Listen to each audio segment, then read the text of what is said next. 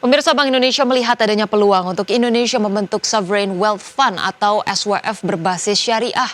Keberadaan SWF syariah ini bisa menjadi tempat penampungan dana dari investor Timur Tengah yang ingin menanamkan modalnya di Indonesia. Bank Indonesia melihat adanya peluang untuk Indonesia membentuk Sovereign Wealth Fund atau SWF berbasis syariah.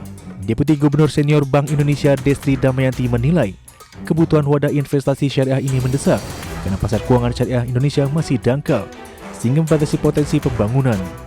Menurut Destri, nantinya keberadaan SWF syariah ini bisa menjadi tempat penampungan dana dari investor Timur Tengah yang ingin menanamkan modalnya di Indonesia. Kalau pasar keuangan syariah tidak dalam, tentunya itu akan menghambat nanti pembangunan. Termasuk juga ada dana dari luar, dari negara di di Arab ya. Dia akan masuk ke dalam sini. Tapi dia membutuhkan wadah yang memang memenuhi prinsip syariah. Nah, kita belum ada nih. Makanya kalau di dalam tim saya bicara, kita coba yuk bikin Sovereign Wealth Fund yang syariah gitu. Karena itu bisa menampung dana-dana Middle East yang mungkin mereka juga nyari tempat investasi sekarang ini ya.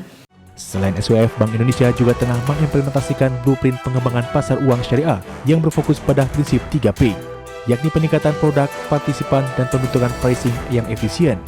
Destri mengungkapkan saat ini pricing pasar uang syariah masih lebih tinggi dibandingkan pasar uang konvensional, yakni selisih sekitar 49 basis poin atau hampir 0,5%. Dari Jakarta, Tim Liputan IDX.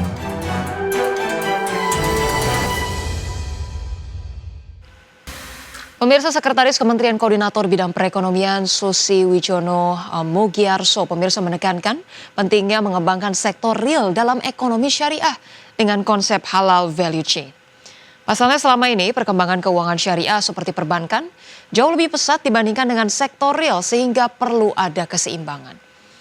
Menurut Susi Wijono, konsep halal value chain dinilai punya potensi besar, namun belum berkembang optimal termasuk di kawasan industri halal yang sudah ada. Konsep halal value chain bukan hanya sekedar memberikan label halal di produk, tetapi mencakup semua proses dari hulu sampai hilir sesuai dengan prinsip syariah. Jika konsep ini terwujud, Indonesia berpotensi untuk jadi pusat produksi halal dunia. Dengan pasar utama di negara-negara Islam, Susi Wijono menyebut sampai saat ini dari 4 kawasan industri halal di Indonesia, perkembangannya masih tertinggal dibandingkan dengan kawasan industri lainnya. Pertanyaan yang 4 kaidah ini kenapa tidak berkembang? Padahal kalau kita lihat selalu bicaranya potensi, peringkat dan sebagainya. Oke, kalau dari sisi keuangan syariah mungkin sudah banyak dibicarakan. Sebenarnya konsep halal value chain itu mau seperti apa? Faktanya kita siapkan apapun, ini tidak bisa berkembang. Sebenarnya konsep value chain ini adalah konsep produksi yang bisa di-share ke berbagai negara. Produksi barang A di satu negara menjadi output di negara A, dikirim ke negara B menjadi input produk di sini, demikian selanjutnya. Nah, value chain ini kalau kita bisa labeli dengan seluruh konsep dan prinsip halal di Indonesia, itu akan luar biasa. Indonesia diakui memiliki kekuatan ekonomi besar untuk tumbuh melalui pengembangan ekonomi syariah yang terakselerasi dengan program Asta Cita Presiden Prabowo. Pemerintah mendorong pelaku ekonomi syariah ikut mengembangkan ekonomi syariah melalui pemanfaatan program strategis pemerintah. Sebagai negara mayoritas muslim dan memiliki kekuatan ekonomi besar, Indonesia diakui memiliki peluang untuk mengisi strategi pembangunan dengan prinsip ekonomi syariah. Salah satunya lewat platform Asta Cita Presiden Prabowo Subianto yang mencakup program Koperasi Merah Putih, makan bergizi gratis, sekolah rakyat hingga pemberdayaan kampung nelayan. Menurut Menteri Keuangan Sri Mulyani, dengan berbagai program yang digulirkan dan besarnya dana APBN yang digunakan, seluruh pelaku ekonomi syariah diharapkan dapat mendorong pengembangan ekonomi syariah. Melalui pemanfaatan program tersebut sekaligus mendukung pelaksanaan program tersebut. Teman-teman yang bekerja di ekonomi syariah mampu nggak menginfiltrasi nilai-nilai ekonomi syariah di dalam tata kelola ekonomi Koperasi Merah Putih. Karena wadahnya sudah dibuat, isinya ada. Infusing value adalah tugas kita semua. Sri Mulyani menyebut anggaran pendanaan Koperasi Merah Putih tercatat bisa mencapai lebih dari 250 triliun rupiah. Jika anggaran masing-masing koperasi dialokasikan sebesar 2,5 miliar rupiah, Sementara anggaran makan bergizi tahun ini sebesar Rp71 triliun dengan tambahan cadangan Rp100 triliun. Dari Jakarta, Raharjo Patmo, Tim Liputan IDX. Pemirsa, Menteri Sekretaris Negara Prasetyo Hadi memastikan persiapan menuju puncak acara HUT ke-80 kemerdekaan pada 17 Agustus mendatang telah mencapai 70% atau hampir rampung. Sejumlah penyempurnaan teknis terus dilakukan untuk memastikan seluruh rangkaian acara berjalan lancar dan mengesankan.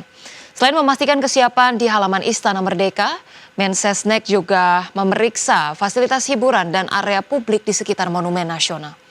Nantinya lokasi tersebut akan menjadi alternatif bagi masyarakat yang tidak mendapatkan akses langsung ke dalam kompleks istana. Pihaknya memastikan pemerintah akan menyediakan beberapa tempat untuk masyarakat yang akan turut memeriahkan acara Puncak HUT ke-80 Republik Indonesia.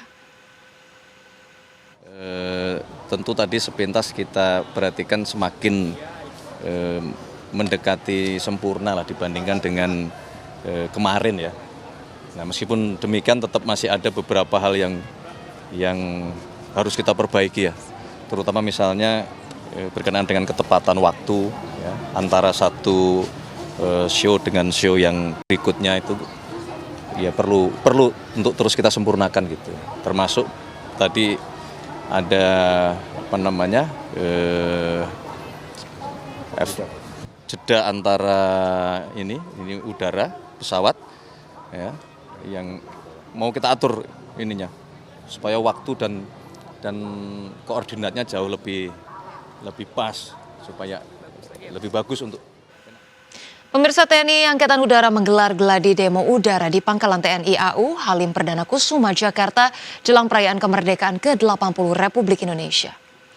Sejumlah pesawat tempur TNI Angkatan Udara bersiap lepas landas untuk menggelar latihan demo udara jelang peringatan Hari Ulang Tahun ke-80 RI di Pangkalan TNI AU Halim Perdana Kusuma, Jakarta. Sejumlah pesawat tempur dan aerobatik disiapkan yang nantinya akan membentuk formasi angka 80. Sedikitnya ada 3 jenis pesawat tempur dan 1 jenis pesawat untuk Jupiter Aerobatic Team.